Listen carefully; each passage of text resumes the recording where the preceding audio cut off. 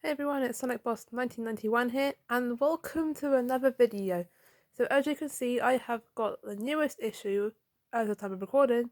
It's Sonic the Hedgehog IDW Issue 48. Now, as of uploading this comic wasn't supposed to be released until tomorrow, but I actually managed to get it a day early, which is actually quite lucky of me. So today I'm going to do a quick little review of the comic because I haven't uploaded in 4 months. I feel really bad about it, and I've just got really nothing else to record at the moment. Are you serious? Anyway, from this point on, there will be spoilers, so enjoy. So as we see this comic, this is cover A, and this is probably my favourite comic out of probably the entire series so far, just because of how detailed it looks, how just nice it looks on the front cover. It's really just inspires you just to open the comic even more. So you've got the rough and tumble in the background. The last time we saw them was the end of Bad Guys, so it's been pretty much an entire year since we've last seen these guys, so to see them again has been very good. We've got Team Chaotix, Vector, SBO, and Charmy, and then we've got the Sonic and Tails in the background, who by the way are not in this issue. So like I said once again, there will be spoilers from this point on.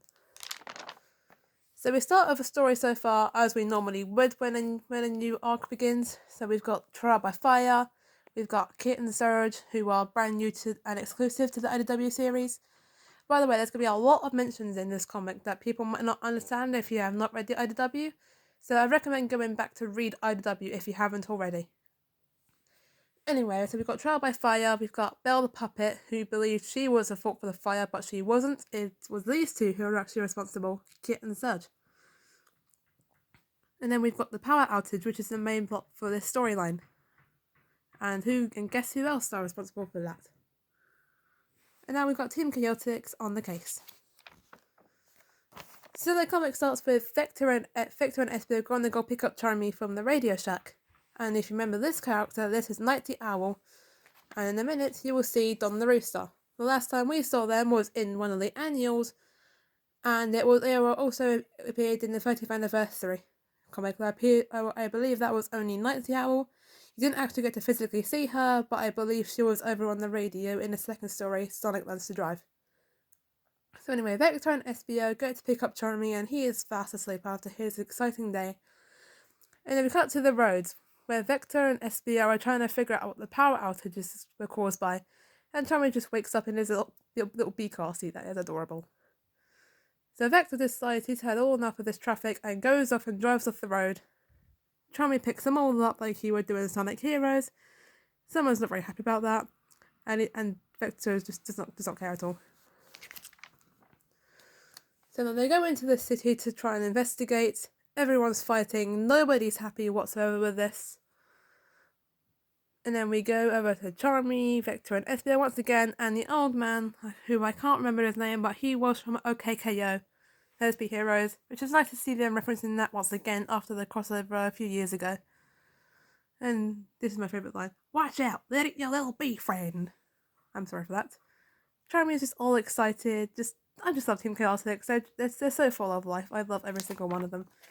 And these were also shown in the preview pages, so I'm going to warn one last time, and I mean this is the final time I will be warning people.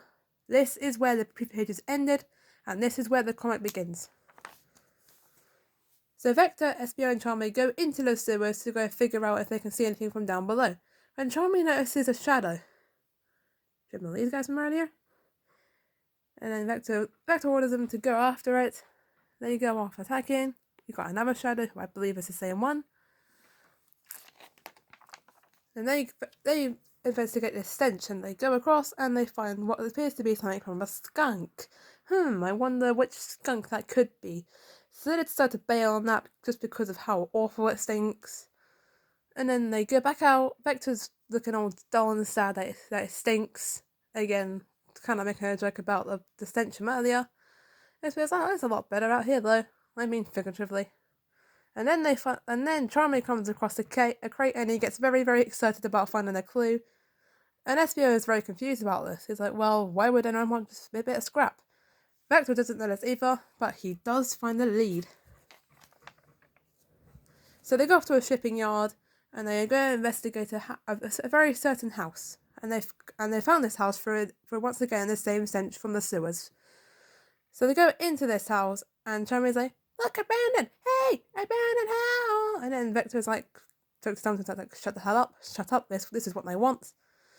And then the SBO is like, "Oh, I hear people." So he's gonna go invisible using his comedian skills, and then Vector's like, "Oh, if there's trouble, just holler." So SBO sneaks into the base, and then we hear some voices, but we don't know who they are until the very next page. Clutch the opossum with Rough and Tumble. Now, if you do not know who this Clutch character is, he was only in the Chow races. He was quite relevant to the story, I'll say that much. So he hasn't been back for a year. I believe people will think, oh, he was in the Chow races, we'll never see him again. But here he is once again, and he seems to be leading Rough and Tumble. We don't really know too much of what's going on here. But what we know is that he needed this crate for some weaponry, and now he's very angry because they fucked up. And then the SBO is hearing all this, but nothing is heard just yet.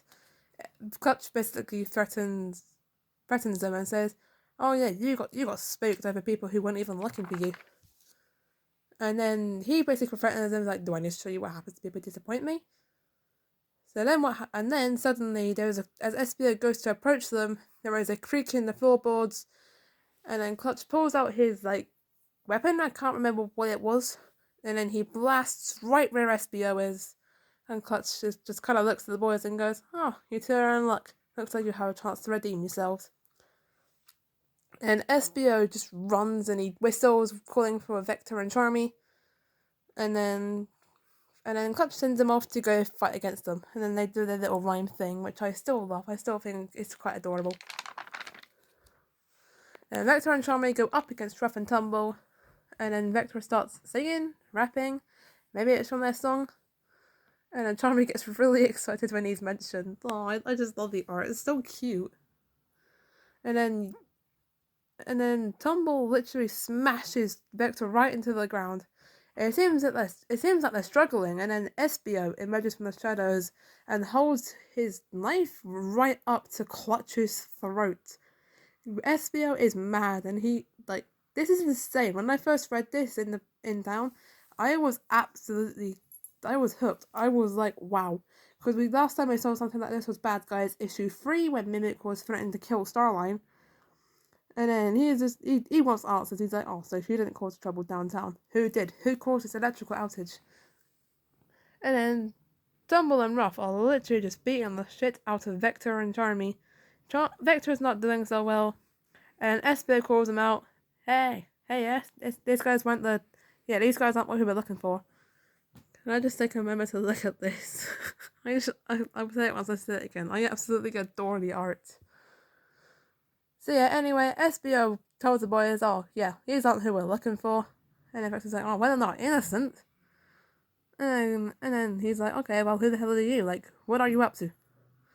And then Clutch basically kind of explains his shack that he had in the Chow races, and how now he's gonna have some sort of empire that he's recruiting in, which is really weird because now we've got 3 empires. We've got Clutch's potential empire, we've got Eggman's empire, and then we've got Starline's empire. Can you count it as an empire? I'm gonna count it as an empire just for the sake of this.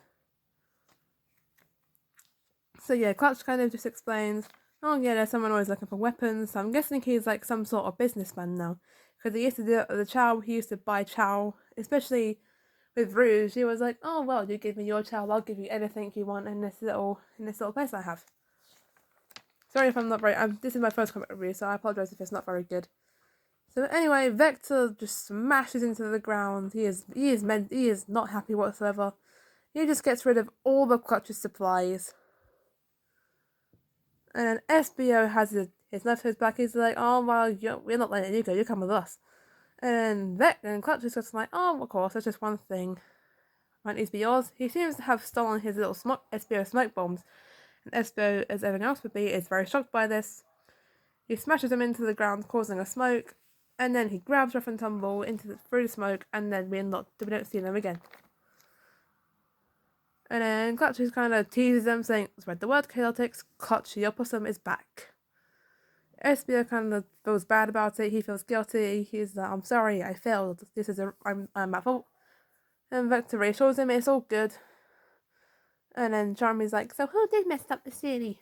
Because they're all confused because they had no lead whatsoever, so that whole operation was basically just pointless. And Vector says he doesn't know. The trial's gone cold, so they have to see what happens next. In issue 49, the last issue before issue 50. Then you've got a preview cover, I believe, for issue 49. Then you've got the Sonic Letters fan squad. Then this is letter art by Jonathan Gray and Reggie Graham. This was cover B, Abby Blummer and Jonah Lafitte. And then you had Nephilim Forging for the Retail Initiative cover. So yeah, that was issue 48 of the IDW comic series. Overall, I would definitely give this issue an 8.5 out of 10. This issue was absolutely amazing, from the art to the little storyline. It just really kept me hooked the entire time throughout it. So yeah, it basically just kind of covered up what had happened in Bad Guys issue 1 with Surge and Kicks an army going up and setting off all electricity in the city. And then it also kind of comes in from issue 47 after Trial by Fire ended, with not only the Fire Ranger finding out the fact that that fire wasn't an accident because Kit and Surge caused it, and also the massive traffic jam that happened due to the electrical surge. I apologise once again, this was my first ever comic book review, so unfortunately I'm not very good at these, but I just really wanted something to upload, and I decided to upload this. So yeah, I highly recommend go picking this comic up for yourselves. I highly recommend the IDW series in general if you haven't read these already. So yeah, thank you so much for watching this video, guys. Thank you for sitting through me like 12 minutes of just a shitty ass review. Thank you for watching, and I'll see you guys next time. Bye bye.